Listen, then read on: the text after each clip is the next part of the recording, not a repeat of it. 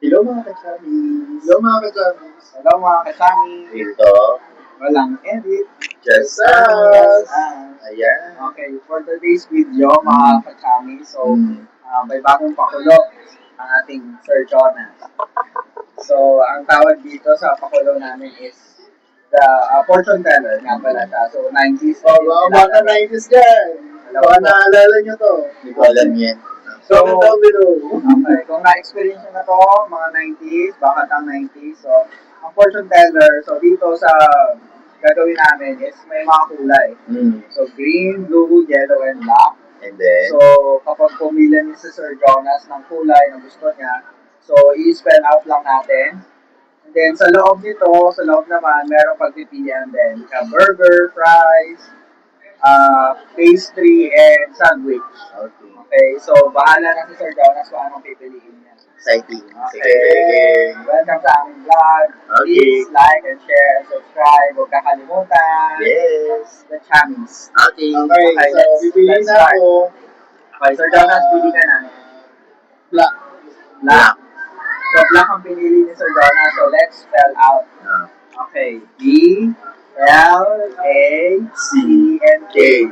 So, from the inside, ang pipiliin mo ay burger and sandwich. Anong pipiliin mo, Sir Jonas? Sandwich. Okay, sandwich ang kanyang pinili. So, ang topic namin for today's video na pag-uusapan namin para sa Kwentuhan 101, ang sandwich ay ano ang nauna? Manok o itlog? ano ba yan? Bakit ako doon? Bagong topic ha, bagong topic to. Okay. Teka lang, i-vlog ko lang yung aking magandang daliri. Oo nga, yan. Para, sa mga sponsor ng Nel, maganda po yung aking kamay.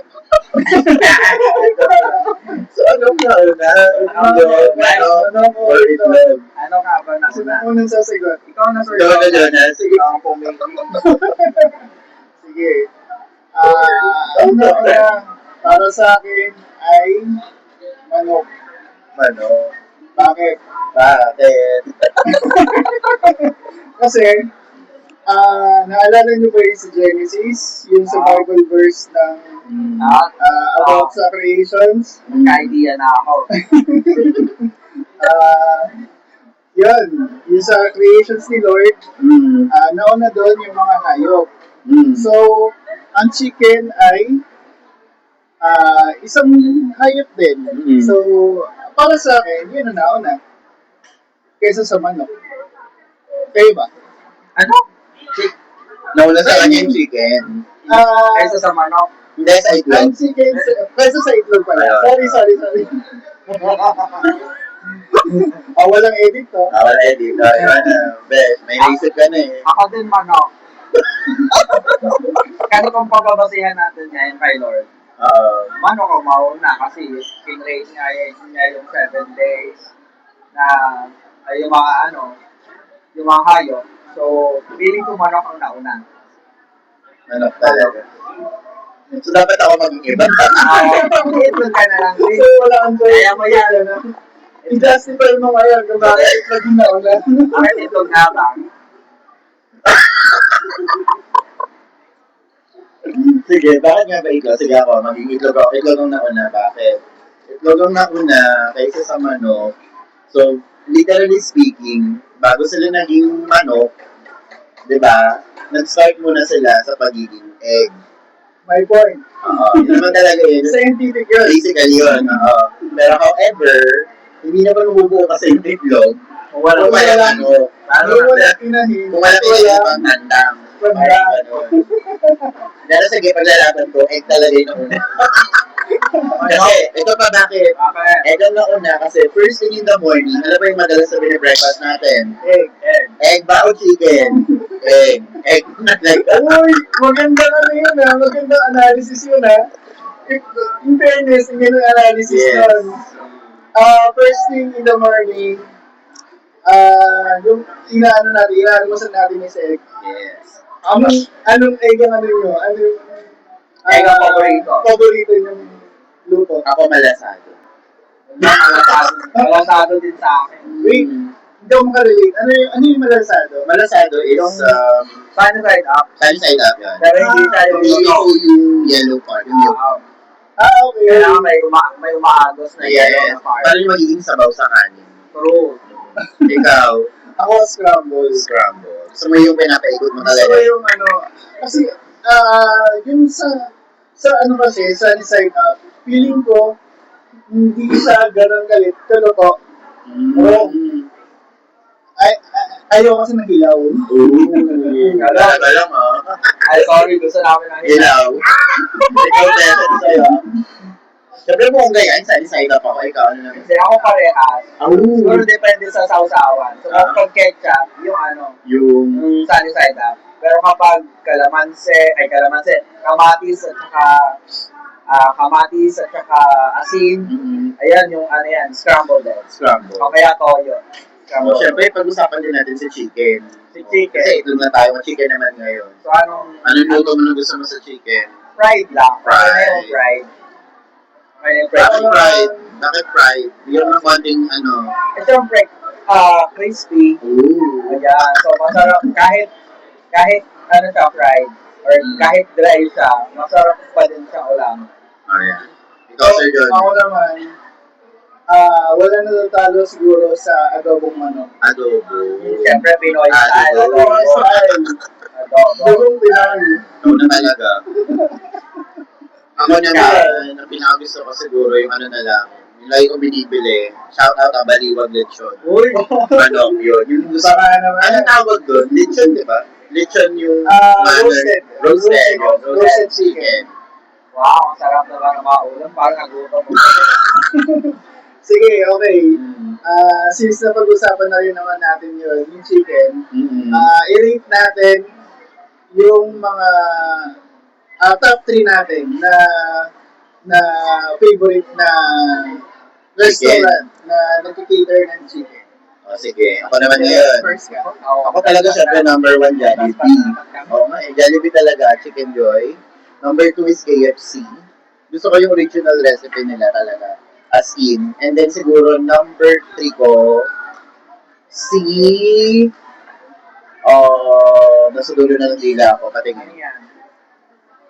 Patingin. Ano na? Hindi, ano na, si McDonald's, sige. Pwede na si McDonald's. Okay na. Ikaw naman. Ako, ang top 1 ko talaga is Kenny Rogers. Wow, wow. Gusto ko talaga yung mga Social talaga to. roasted chicken kasi, Masarap yung nila. May Mapis. pepper. pero kung sa mga fast food chain siguro, sige, One mo na si Ken. yung one sa Second mo, Kenny Rogers, number 2 ko is si KFC, pares ka and rin. then number 3 Three. ko ay si Mang Inasal. Mang Inasal. Nice. Wow. Nice. So, hindi ko nasabi sa Pinakalimutan ko. Sorry naman. Okay, ikaw naman, Bel. Siyempre si Jollibee kasi yung Number crispy, tapos yung gravy nila na Ay, oo. saktong-sakto doon sa chicken. Pangalawa natin siguro si Mang Inasal kasi iba yung style niya, Inasal. And also yung pangatlo ko ay, ano ba yung pangatlo? Tingnan din namin sa dila. Ayun, KFC. KFC. Yung finger steaks nila. Wow. Yung finger steak nila. In fairness. Si Jollibee kasi di ba, ano yan eh. Tawag dito, simula pagkabata natin, Oo. talaga, bida ang sena talaga tayo dyan. Yeah. Shoutout sa bida-bida. Shoutout Sa Jollibee. Pag yung mga bida-bida dyan. Kala ko Jollibee. Sorry, Jollibee pala. Jollibee din pala siya. Jollibee. Kaya trabaho na yung Jollibee. Naman. Ako sa ano naman, yung sa KFC naman, binabuhol ko talaga sa kain yung ano niya, yung gravy. Ay, super. Andy Gravy. Ang social ni KFC, napaka Generous. generous niya sa sa Gravy. Yeah. finger licking good. Ooh, love it. Nagutom tuloy ako. Nakagutom. Buti na lang meron tayong ano dito, no? Meron tayong maramiya dito. Yes, dessert po namin. Dessert. Dito kami ngayon sa Karamihan. Thank you, Karamihan. Yeah. Bumili kami. So, Talaga. So, final na natin, sa final message natin. Final message natin. Sige, ako muna, sir. Nauna. Basically, ako naman, kahit ano pong nauna, itlog or manok, importante, nakakain natin silang dalawa. Yun. Ikaw. Ako, kahit anong nauna, siyempre, kaloob yan sa atin ng Panginoon. So, dapat talaga na, ano yun natin yan, Serious talaga. Pasalamatan. pasalamatan natin yan. Blessing yan eh. Yeah, man. Besh. Siguro ako, nagbago yata isip ko. Huli na, nagbago na. Itlog ka na din. Itlog na yata. Parang sa egg yolk muna. Yeah, yun. Wala muna siyang shell. Yun. Tama, di ba? Tama. Ayun, Check na so, check. so kung ano man doon sa dalawa, masarap sila, masustansya. Yes. Ayan, and then, salamat kay God para sa mga food na binibigay niya sa atin. Amen. Thank you, Lord. Thank you, Lord. And this is the end of our discussion, our Kwentuhan 101. Real talk. Walang edit. Just us. Hello, mga kachami. Subscribe, share, subscribe. subscribe po sa aming YouTube channel and sa Facebook Facebook. account.